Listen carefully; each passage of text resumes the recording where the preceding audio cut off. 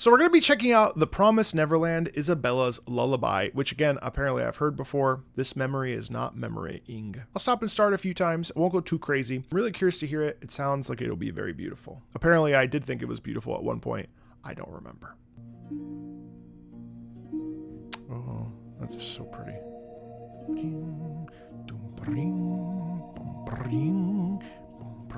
I love the hushed choral in the back.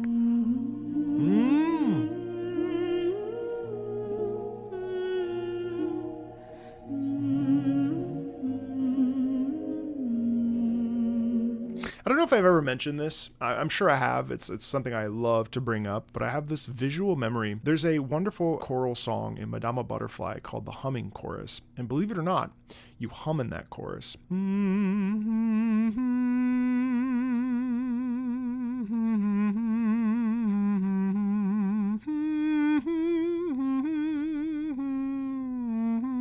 It's actually also Bring Him Home from Les Miserables, believe it or not. I can't believe that Puccini, plagiarized Les Miserables. But humming is beautiful. There is so much that we can extrapolate from the sense of peace and stillness and tenderness that usually humming provides. It makes sense that Isabella's Lullaby would feature a hum. Lullabies, yes, they can be sung, of course, but the hum is a very personal touch to give to, a child as they're laying in bed, and they want like a bedtime story or something to help them sleep. Now, lullabies obviously are sung, and instead of going, "Hush, little baby, don't you cry, Papa's gonna buy you," instead,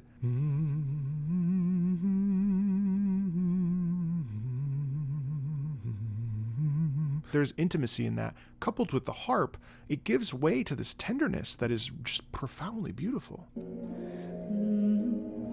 It feels very Nordic as well, kind of. Listen to that. The way we go up in the upper register.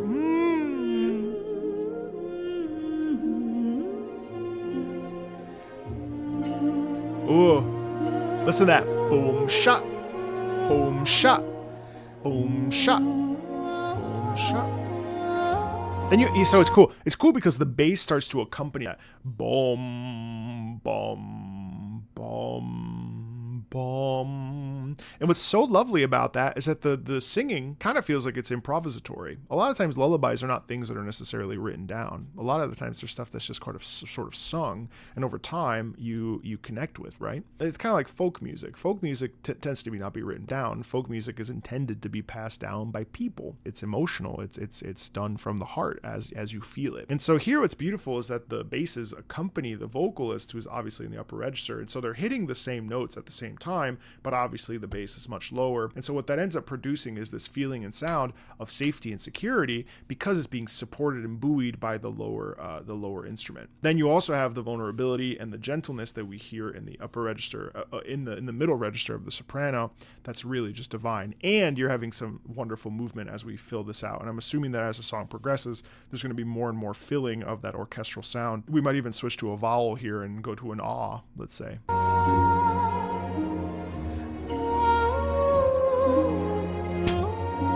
Right where I stopped, she literally said ah, and then now it's ooh and oh. That's so funny.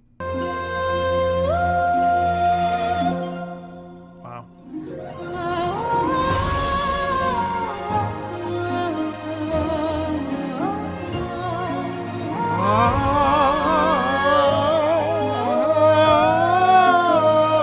Oh my God. It's amazing. The vowels there are pristine. And it's interesting because each vowel has a specific intended purpose. An ooh vowel is the darkest vowel. Ooh, ooh, ooh. What am I, a fucking owl? But think about it. An ooh vowel is very closed and very tight.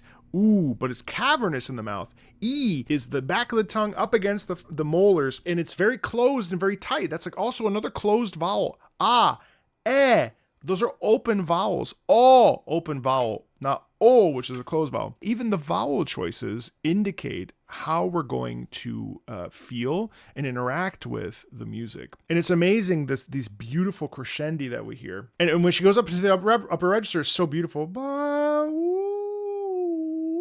It's so beautiful. I can't help but feel this very, very, very intrinsic, it makes you think of someone you love, a mother, a caregiver, whoever, a grandmother, aunt, whoever, maybe even a father. I find the choice of using the female vocals to be really evocative because that's that tenderness that I think oftentimes men in media are not showcased as or tender or showcased with. And it would certainly sound a lot different if I sang it. You know what I mean? It's beautiful and gentle and pristine, you know? Let's keep going.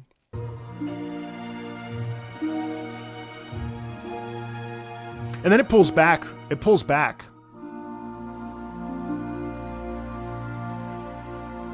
Listen to that. It resets.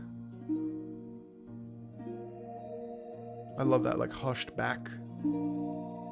Almost like through like a mirror or through an ice.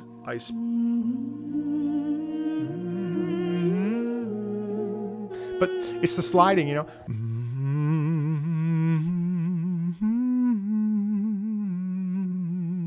It's barely hitting the next note.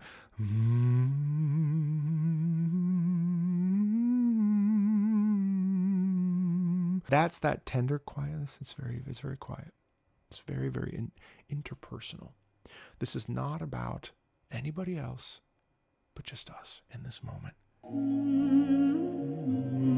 Also, the lift there.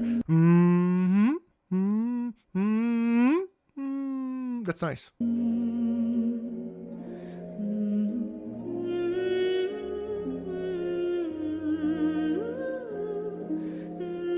But she goes, ooh, it's so gentle.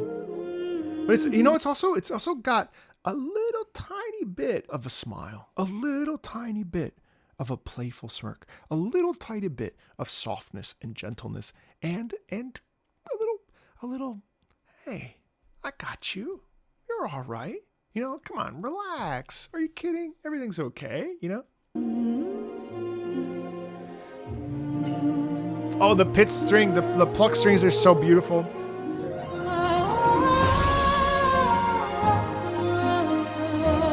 La, la, la, la, la.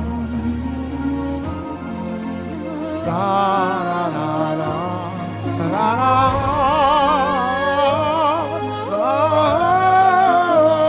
Oh my God, it's so tender.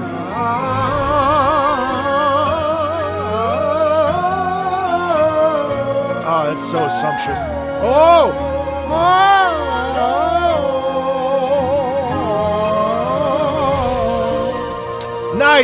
Nice suspended ending. Oh! We got a nice suspension there as we then descend to the final note, that tonal center chord, final chord, whatever. And then it ends like this. Major, whatever.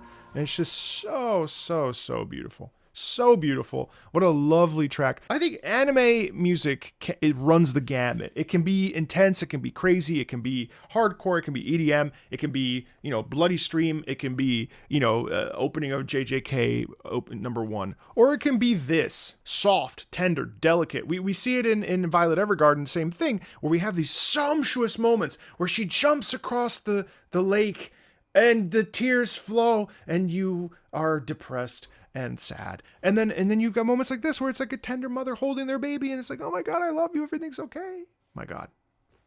What's not to enjoy? Excellent stuff.